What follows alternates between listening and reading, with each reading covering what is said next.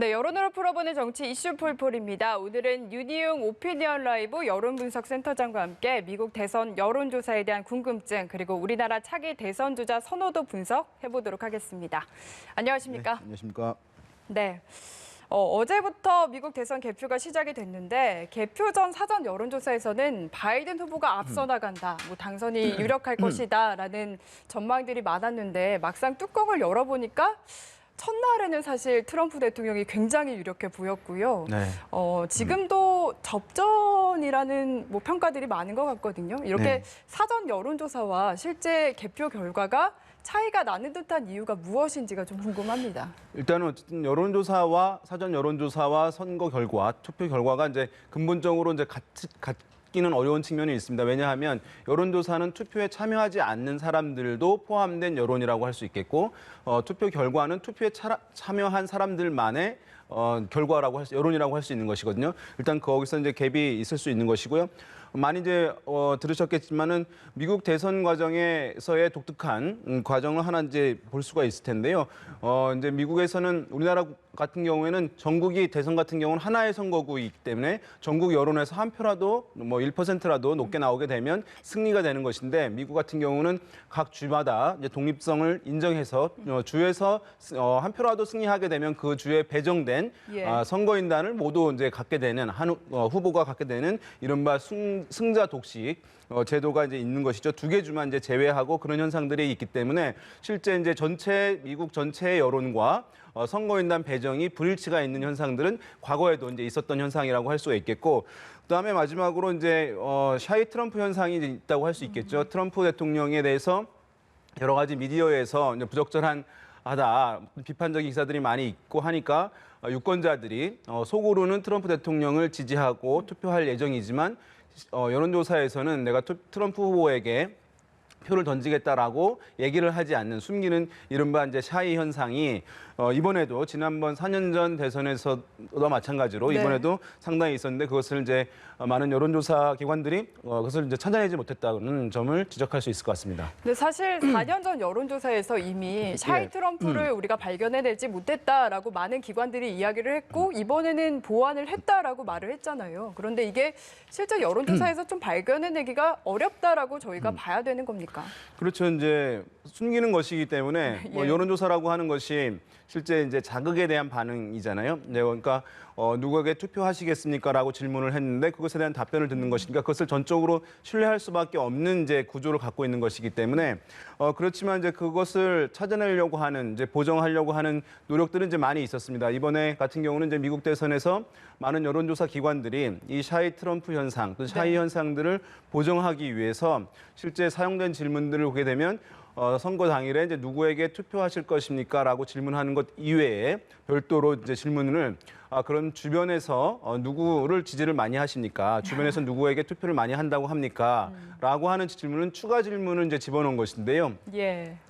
이런 질문 같은 경우에는 이제 우리나라에서도 또 많은 경우에 사용되는 질문이기도 해요. 가령 낙태에 관한 질문이라든가 동성애에 관한 질문, 또 우리나라에서 통일에 관한 인식조사 이런 경우에 같은 경우에 통일을 당연히 우리는 해야 된다고 교육을 받아왔기 때문에 선생님께서는 남북 간에 이제 통일을 해야 된다고 보십니까? 하지 말아야 된다고 보십니까? 할 때는 당연히 이제 교육받았으니까 해야 한다라고 대답을 할 거 아니에요. 근데 속으로는 다른 생각 가지고 있는 사람들이 많이 있을 수 있는 것이거든요. 그런 것을 파악하기 위해서 주변에서는 그러면 어떻게 생각하십니까? 라는 질문들을 이제 하는 조사의 특성마다 이제 있는 것인데 이번에 미국 대선에서 여론조사에서도 이것을 집어넣어서 확인을 이제 하는 흐름들이 이제 있었는데 그럼에도 불구하고 그 정확도에 있어서는 좀 미진한 부분들이 있었던 것으로 보입니다. 이게 내가 아니라 남들이 좀 어떻게 생각하는 것 같냐라고 하면 확실히 좀 부담이 줄어드는 게 있는 거네요. 본인의 솔직한 얘기를 얘기하게 되면 이것이 혹 사회적으로 바람직하지 않다라고 하는 기류가 형성되어 있을 경우에 내가 혹시 이제 부적절한 사람으로 비치지 않을까라고 하는 이제 두려움과 걱정들이 있을 수 있는 것이기 때문에 여론조사는 이제 사람 면접원한테 얘기를 하는 것이잖아요. 그래서 이제 그런 숨기는 현상들이 있어서 대신 이제 주변의 반응들을 물어보는 형태가 있는 것이죠. 네, 그럼에도 샤이 트럼프를 이번에도 좀 많이 못 찾아낸 것 같다라는 평가를 해주셨고요. 그리고 출구조사도 이야기를 해보고 싶은데 보통 사전 여론조사가 많이 빗나가더라도 출구조사는 적합하다라는 평가들이 많거든요.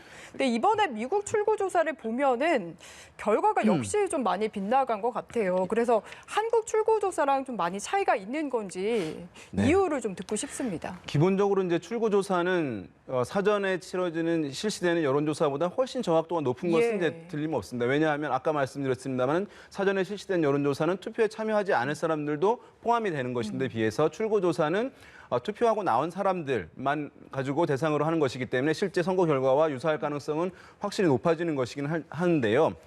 그런데 지금 이제 미국 같은 경우는 아까 저쪽에서 보도를 안내를 해주셨습니다만은 사전 투표 비율이 상당히 이제 많아진 것입니다. 네. 이제 미국 같은 경우에 이번에 1억 6천만 명 이상이 이제 투표에 참여를 한 것이고 그 중에 이제 1억 명 이상이 사전 투표에 참여를 한 것입니다. 미국의 사전 투표는 우리나라와 같은 사전 현장 투표가 있는 것이고요. 그것도 기간이 이제 주마다 많이 다르고 예. 어떤 주들은 보름 이상 되는 경우들도 많이 있거든요. 우리나라 이제 이틀만 있는 것이잖아요. 그에 비해서 미국은 상당히 기간이 길고 그다음에 미국 같은 경우는 이번에 우편 투표가 또 실시가 된 것이잖아요. 우편 투표도 이제 6천만 명 이상이 참여를 한 것인데 그렇습니다. 그러면 선거일 전에 투표에 참여한 사람들이 있는데 그런데 출구조사는 당일 현장에서 투표하고 나온 사람들을 대상으로 조사가 이루어지는 것이거든요. 예. 그러니까 사전에 투표한 사람들의 표심을 정확하게 이제 알 수가 없는 여러 가지 이제 보정하려고 하는 부분들이 있습니다만은 그 비율이 만약에 일부분에 속한다고 한다면 대세에 영향을 주지 않겠습니다만은 이번 같은 경우는 1억 6천만 명 이상의 투표에 참여했는데 1억 명 정도가 사전 투표를 한 것이기 때문에 이것은 거의 60% 이상이 미리 투표를 해버린 것이잖아요. 그렇네요. 그러면 좀 더 적은 숫자를 가지고 출구조사를 가지고 예측을 한 것이기 때문에 이렇게 정확도에서 또 이제 미진한 부분들이 또 역시나 출구조사에서도 발생할 수밖에 없는 구조를 갖고 있었다고 할 수 있겠습니다. 네, 알겠습니다. 그 마지막으로 우리나라 다음 대선 얘기 좀 짧게 해보도록 하겠습니다. 최근에 발표된 차기 대선 주자 선호도 결과 지금 보고 계신데요. 네. 이낙연 이제 대표가 22.5% 이게 아닌 것 같아서요. 네, 이런 좀 조사도 있었고 네. 또 다른 조사에서는 네. 지금 이제 이낙연, 이재명 두 후보가 동일하게 나오고 네, 또 윤석열 동일한 총장은 결과인데 지금 다른 거를 저희가 원래 보려던 거를 보여주시면 이야기를 좀 나눠보도록 하겠습니다. 제가 원래 좀 같이 보고 싶었던 결과는요. 이낙연 민주당 대표와 이재명 경기지사가 공동 선두를 기록했던 결과고요. 그리고 윤석열 총장이 17.2%를 기록했던 네. 결과.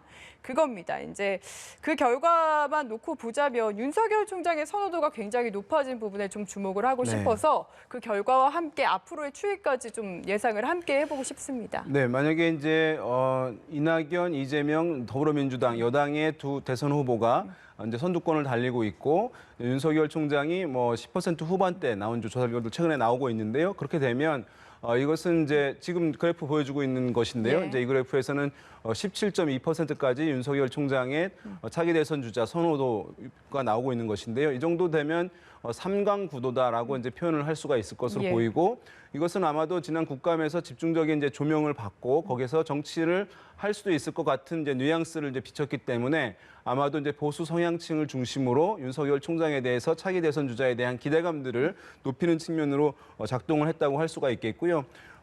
그래서 이제 이 흐름들은 결코 이제 사실은 약한 것은 아니라고 보고 상당 부분 이 수준 또는 이제 그 더 높아질 가능성도 배제할 수는 없고 네. 그래서 삼강구도 형식으로 이제 갈 가능성이 있다고 볼 수 있는데요.